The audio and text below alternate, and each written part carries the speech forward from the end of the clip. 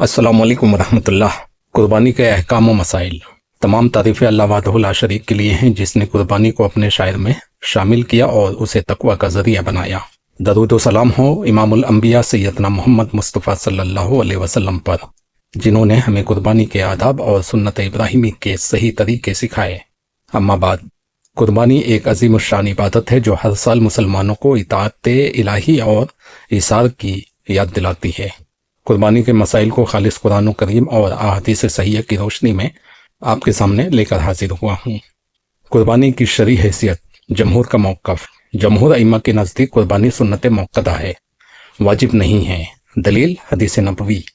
अल्लाह के रसूल सल्लल्लाहु अलैहि वसल्लम ने फरमाया, जब ज़िलहिज्जा का अशरा शुरू हो जाए और तुम में से कोई कुर्बानी का इरादा रखे तो वो अपने बाल और नाखून ना काटे। सही मुस्लिम 1977।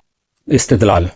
यहाँ इरादा का लफ्ज़ इस्तेमाल हुआ है जो इसके वाजिब न होने की वाज़ेह दलील है, क्योंकि वाजिब नियत या इरादे पर मौकूफ़ नहीं होता, बल्कि उसे हर हाल में अदा करना होता है। दलील नंबर 2, असर सहाबा। हज़रत अबू बकर और उमर बाज़ औक़ात इस खौफ से कुर्बानी नहीं करते थे कि लोग उसे वाजिब ना समझ लें। सुनन कुबरा लिल बहकी जिल्द 9 सफ़ा 265 सनदन सही। इस्तिताअत का मय्यार। साहब निसाब की शर्त की हकीकत। जमहूर के नज़दीक कुर्बानी के लिए ज़कात वाले मखसूस निसाब यानी 52.5 तोला चांदी की शर्त कुरान और सुन्नत से साबित नहीं है।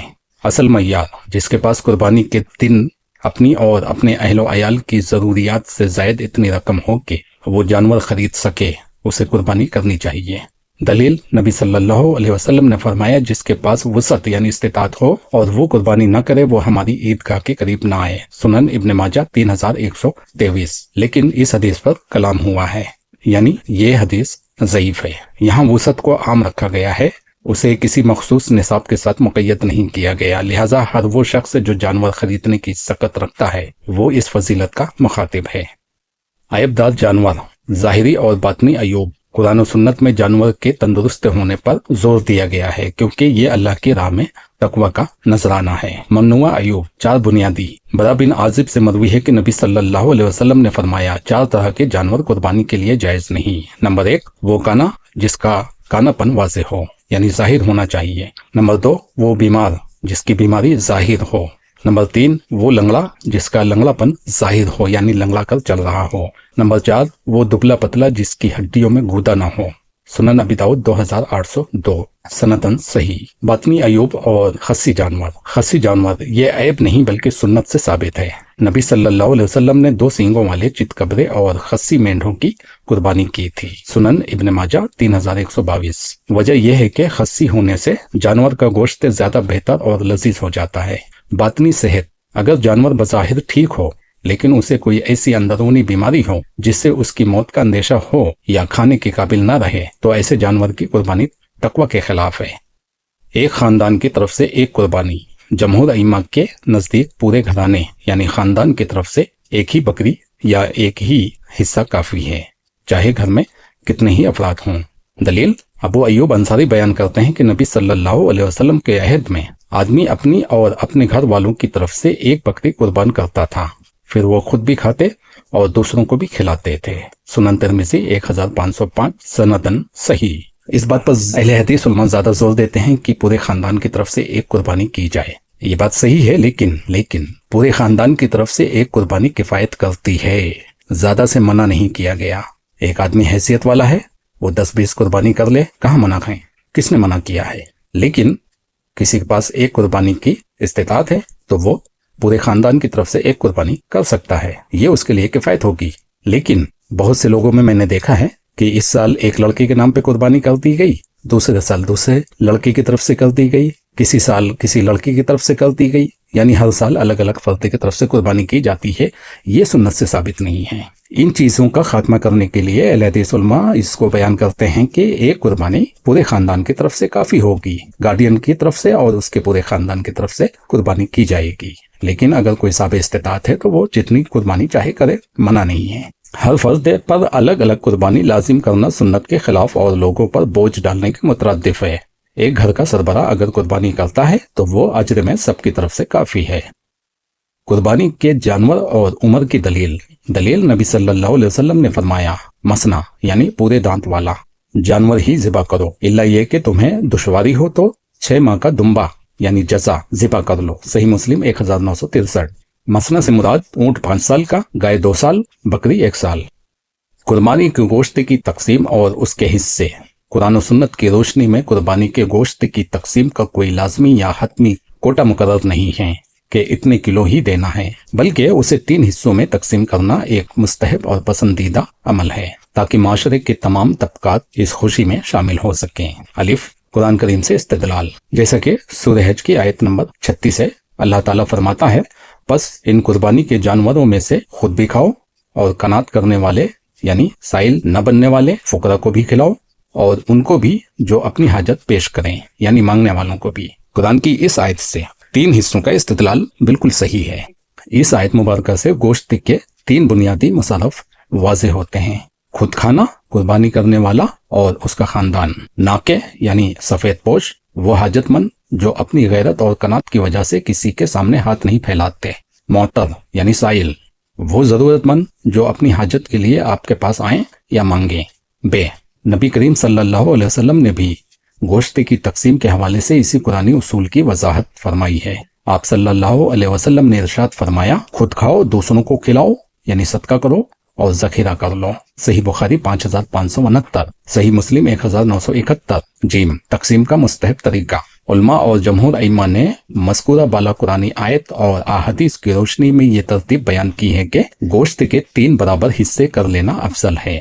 नंबर 1, 1/3 अपने और अपने घर वालों के लिए। नंबर 2, 1/3 दोस्त अहबाब और रिश्तेदारों में हदिया करने के लिए। नंबर 3, 1/3 फुकरा मसाकीन और हाजतमंदों यानी काने और मोतर के लिए। अहम नुक्ता, ये तकसीम 3 हिस्से मुस्तहब यानी अफजल है, वाजिब नहीं है। अगर कोई शख्स अयालदार है यानी बड़ा खानदान है उसका और उसके अपने घर की जरूरत ज्यादा है तो वो सारा गोश्त खुद भी रख सकता है। इसी तरह अगर कोई चाहे तो सारा गोश्त सदका भी कर सकता है। असल मकसद तकवा और अल्लाह के नाम पर खून बहाना है। दाल गोश्त की फरोख्त की मुमानियत। कुर्बानी का गोश्त, चर्बी, हड्डियां या खाल फरोख्त करना जायज नहीं है।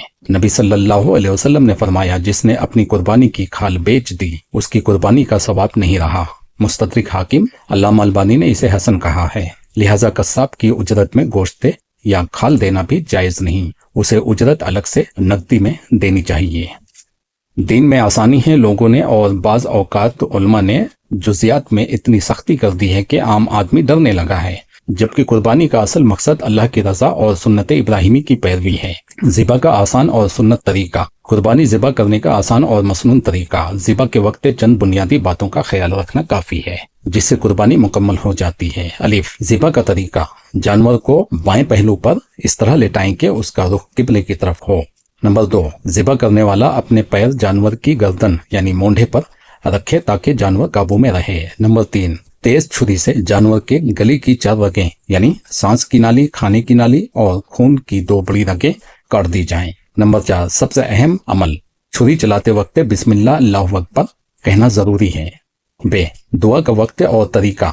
दुआ ज़िबा से पहले भी पढ़ी जा सकती है और ज़िबा के फौरन बाद भी, ये दोनों तरह दुरुस्त है। अगर कोई वकील है यानी किसी और की तरफ से ज़िबा कर रहा है तो वो दिल में नियत कर ले या जुबान से कह दे कि ऐ अल्लाह ये फला इब्ने फला की तरफ से है। नबी करीम सल्लल्लाहु अलैहि वसल्लम ने जब कुर्बानी की तो फरमाया, ऐ अल्लाह इसे मोहम्मद सल्लल्लाहु अलैहि वसल्लम और आले मोहम्मद की तरफ से कबूल फरमा। सही मुस्लिम 1967। जीम ज़िबा की मुख्तसर और आसान दुआएं। अगर किसी को लंबी दुआएं याद ना हो तो वो ये मुख्तसर दुआ पढ़ सकता है। ज़िबा करते वक्त की मुख्तसर तरीन दुआएं। बिस्मिल्लाहि वल्लाहु अकबर, अल्लाह के नाम के साथ और अल्लाह सबसे बड़ा है। सही मुस्लिम 1966 में है कि नबी सल्लल्लाहु अलैहि वसल्लम ने मेंढे को लिटाया और बिस्मिल्लाहि वल्लाहु अकबर कहकर ज़िबा किया।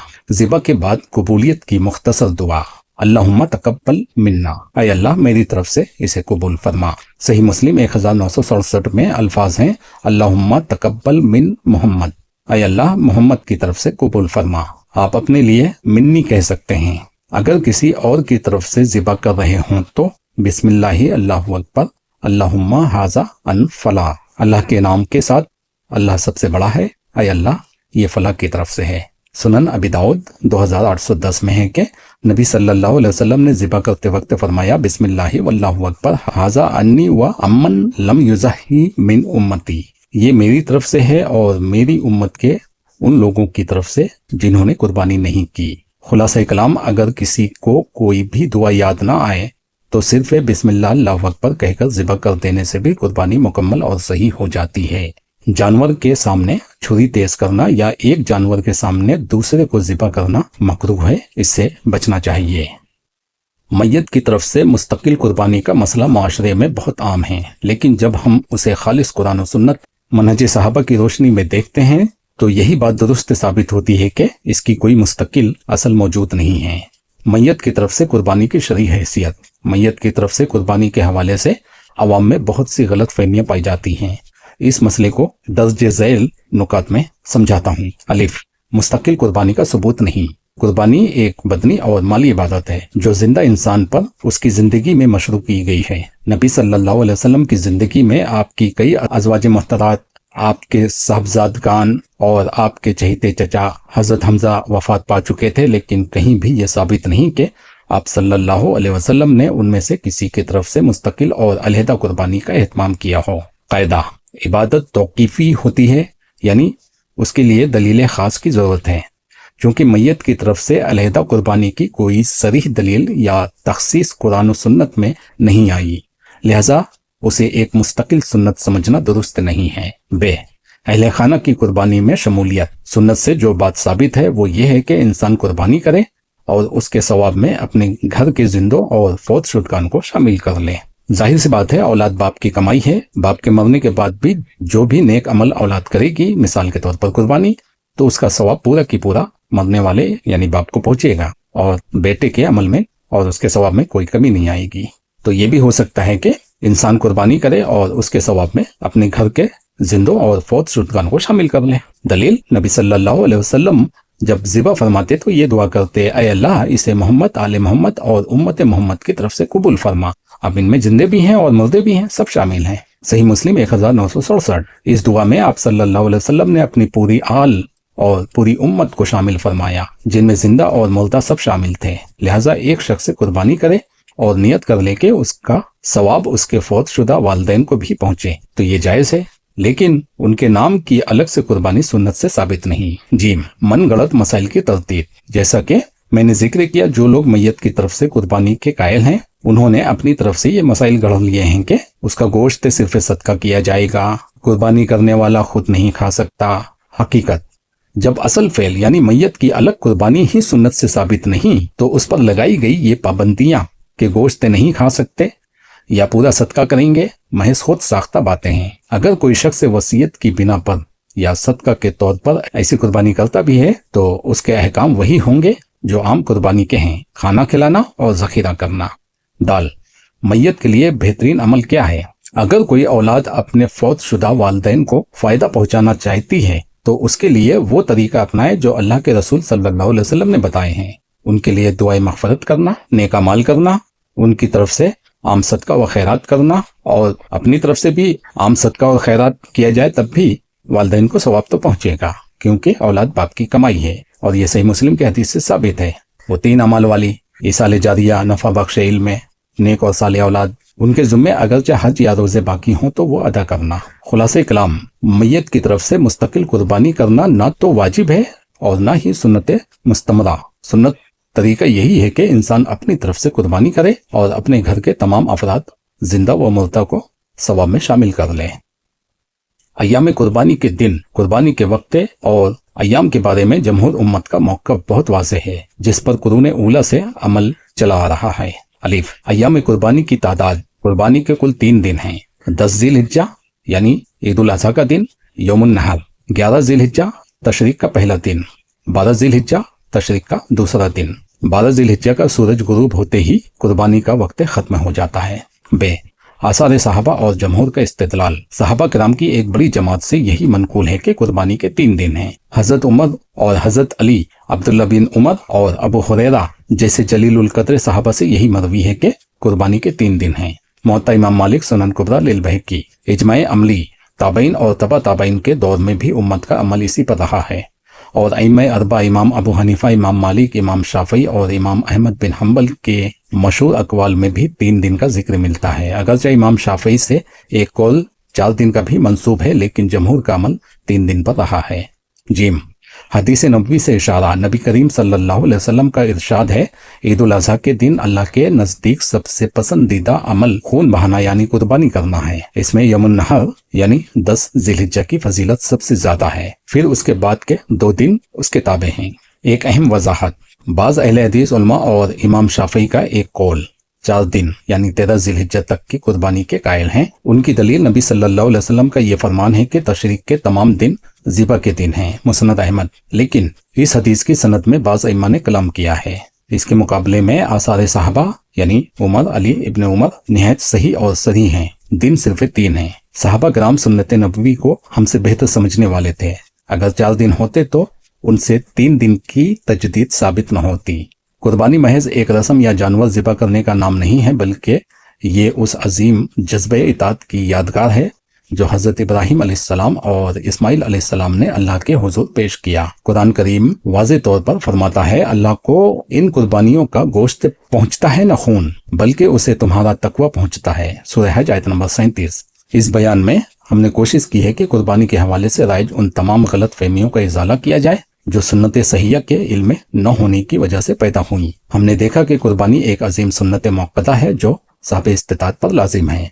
अल्लाह के यहाँ मिकदार से ज्यादा जानवर का ऐब से पाक होना और नियत का खालिस होना मुअत्बर है। दीन में आसानी पैदा करते हुए पूरे खानदान की तरफ से एक कुर्बानी सुन्नत से साबित है। गोश्त की तकसीम में सफेद पोश यानी काने और साइलों यानी मोहतर का हक पहुंचाना ही असल कुरानी हिकमत है। अय्याम कुर्बानी में जमहूर और आसार साहबा के मुताबिक 3 दिन की तहदीद ही ज्यादा वजनी और मुस्तनद है। अल्लाह ताला से दुआ है कि वो हमारे इस इल्मी काम को शर्फ कबूलियत अता फरमाए, इसे मुसन्निफ के लिए सदका जारिया बनाए और उम्मत मुसलमान को सुन्नत नबवी के मुताबिक अपनी इबादतें बजा लाने की तौफीक अता फरमाए। आमीन या रब्बल आलमीन। तहरीर शाहिद सल्फी।